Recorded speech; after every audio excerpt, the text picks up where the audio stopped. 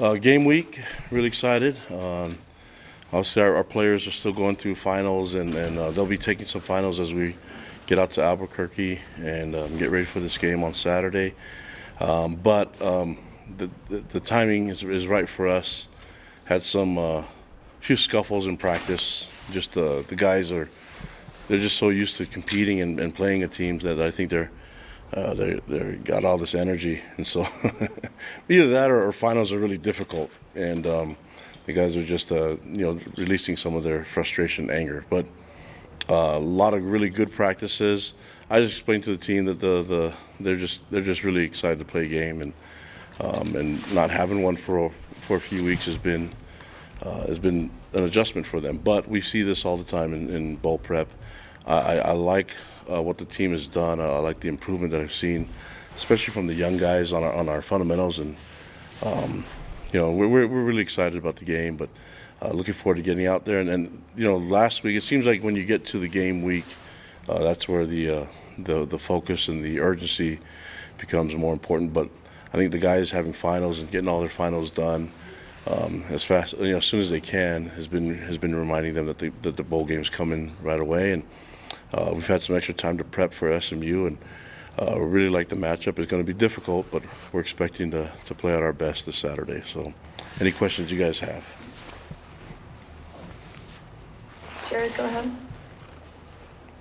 Kalani, you touched on this, but I'm curious about the timing of the bowl game. Depending on when you don't always necessarily know exactly what date it's going to take place. So how do you have to adapt, whether the game's early in the bowl season like it is this year, or midway through the bowl season, or later in the bowl season? How does that affect preparation?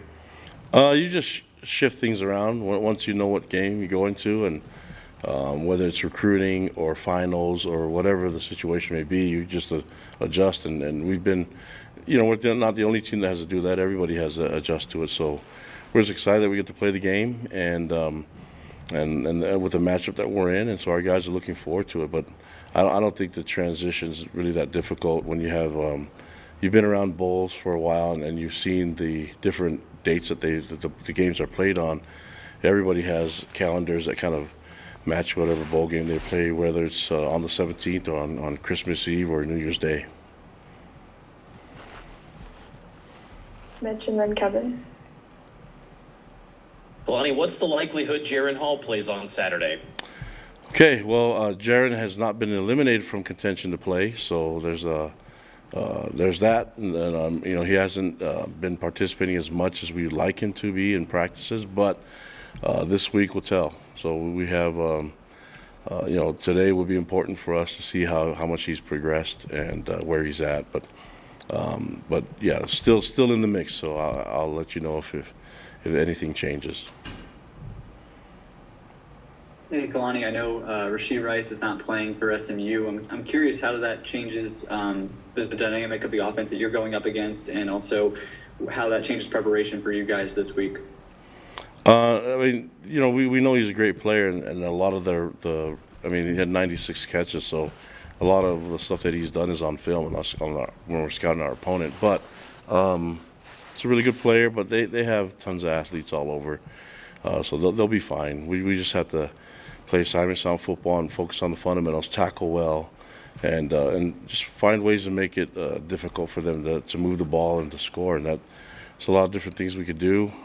I think we're excited about some of the stuff that we've been able to install in our scheme, and the players are excited, so we'll see what it looks like when we get to the game. Jay and then Jared. Kalani, with Keenan Peely going to the transfer portal and Tate Romney as well, and then you've got Max Tooley injured and Peyton Wilgar injured. Where does that leave you at linebacker? It looks like you're really thin there.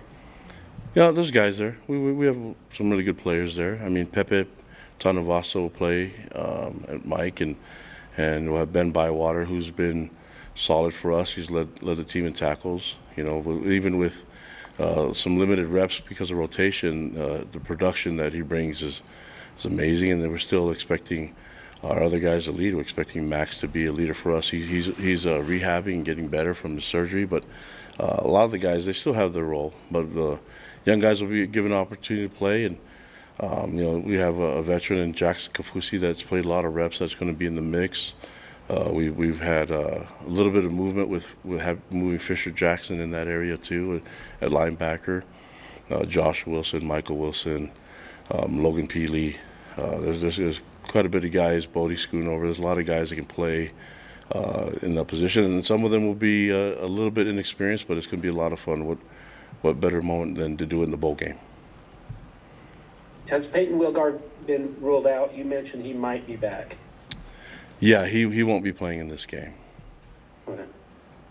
But Morgan Piper is another one that's had a lot of experience. I'm just trying to think of other guys that have been. So I mean, we have enough bodies and guys that actually have tons of experience playing. Kalani, you've talked for a long time about how you want guys to have the goal of playing in the NFL. You want them building toward that possibility.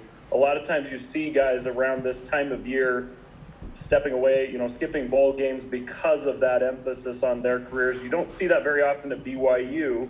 I'm just wondering about your mentality with that, because it is an opportunity to play a game, but I understand the health risk too, and just wondered your perspective on that. Well, I think a lot of guys are competitors, and I can't speak for everybody else that as everybody says, opts out. But you guys have to understand this is a violent physical sport, and so when guys get to the end of the year, they've been playing through a lot of injuries throughout the whole season, and I mean you look at the receiver that we're playing against SMU, he's been battling a toe injury this entire time, and when they get to the point where the season's done, it gives them some time to now rehab and probably be a little bit more honest about where they are with the physical part of their body, just if they're able to go. And I think a lot of times we expect these young men to just keep battling and to fight through injuries, and he probably saw something that was a little bit more serious, and I know his coach, I know that looking at that as a coaching staff, you don't want your players to sacrifice everything. Even though some are willing to do it, they usually do it during the season, and at the end, they get an honest evaluation of where their actually health is. And most times, in most cases, they've been playing injured and battling through some things that have been really putting them at a high risk. And so, if they're not 100% ready to go, especially towards the bowl game, when some of these guys have bowl invites to bowl games afterwards and combine, you look at the timing of it all, and I think when people say opt out, I wish they would just look at it from the perspective of the young man and their health first. These are competitors. You got to give them credit for battling through the entire season, and I just don't like the words opt out. I think when they're making better decisions for themselves, that's a better way to put it. Our guys, we have guys that are still banged up. Obviously our starting quarterback is in that situation. So if there's a chance that he can play, he wants to. If you guys know anything about him and his competitiveness, he wants to get on the field and play. But it's our responsibility to keep him safe, knowing that he has potential to play at the next level, and to make sure that he does it the right way. And then when you have given time in more than just a week, you give it a little bit more time, you get more of an honest assessment of all that. Mitch and then Jay.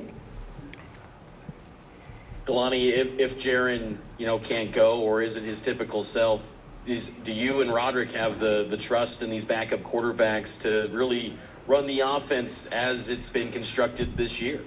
Of course, yeah, that's what they're here to do. So I have a lot of confidence in Soljay Mayava and Nick Billups and Cade Finnegan. Those guys, they got to roll. I mean, that's our mindset, and they've practiced really well so far. So going into this game this week, obviously we want to get Jaren ready to roll. But if he's unable to go, I trust those guys. Kalani, I wanted to ask you about Isaac Rex, who I guess we're going to get to talk to here in a minute. Just what is his kind of perseverance through what you were just talking about this year, not being 100%, coming back, and what he's added to the team? Yeah, I mean, everybody knows that he's struggling through injury and he's not 100%. You can see it, but it doesn't change the way he plays, the intensity and how physical he is. at the line of scrimmage and what we require him to do in route running and catching the ball. He does it all, and that's motivating to our guys. He is slowly getting there to being 100%. I think he's more at that point now than he's been all year, and he's a guy that hasn't been able to really recover because every week he keeps battling, and just his level of toughness, and it's not just the physical toughness, but his mental toughness. That injury that he came back from is not easy, and so he's defying a lot of the medical. When they're looking at him, they thought he wouldn't be able to play at all this year, and not only has he played, he's been very effective and has played not a huge drop off from what he's done in the past. And so I think this game this week, I'm hoping, and you see it in practice, he'll be probably at his best that he's been all year, and I can't wait to see it happen. Sean and then Kevin. Yeah, Coach, you touched on this a little bit with Rasheed Rice, and obviously, and just some of the weapons around Tanner Mordecai at SMU and whatever. But as a defensive guy, when you look at this SMU offense, is it the kind of group, I mean, averaging 40 points per game and over 350 yards and all that stuff, like, is this the kind of offense that sort of worries you, that kind of keeps you up at night a little bit?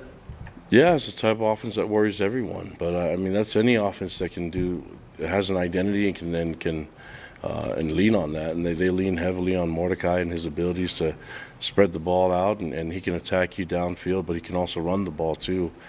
And then they have a bunch of guys that can run. They can do fly sweep. They can get the receivers involved.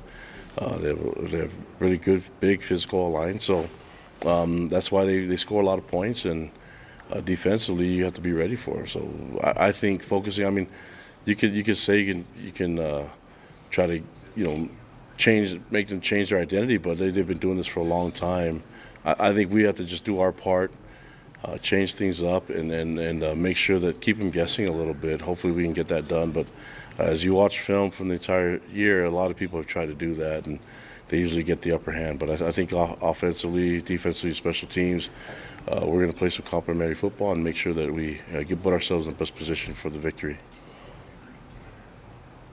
I had a bigger picture question for you, just with bowl prep right now, and then recruiting, and then obviously the coaching hires last week. I'm interested to know if you think that this college football schedule, like right now in this calendar moment right now, is a little too crowded, or if you like it. I'm just curious your thoughts on that.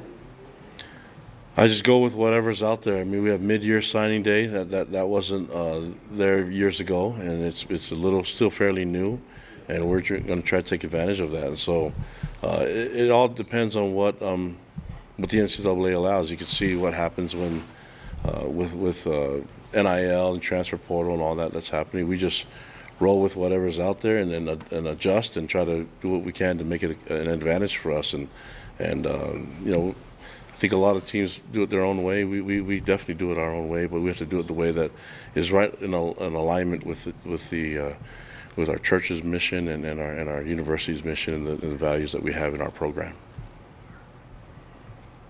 Jake, go ahead.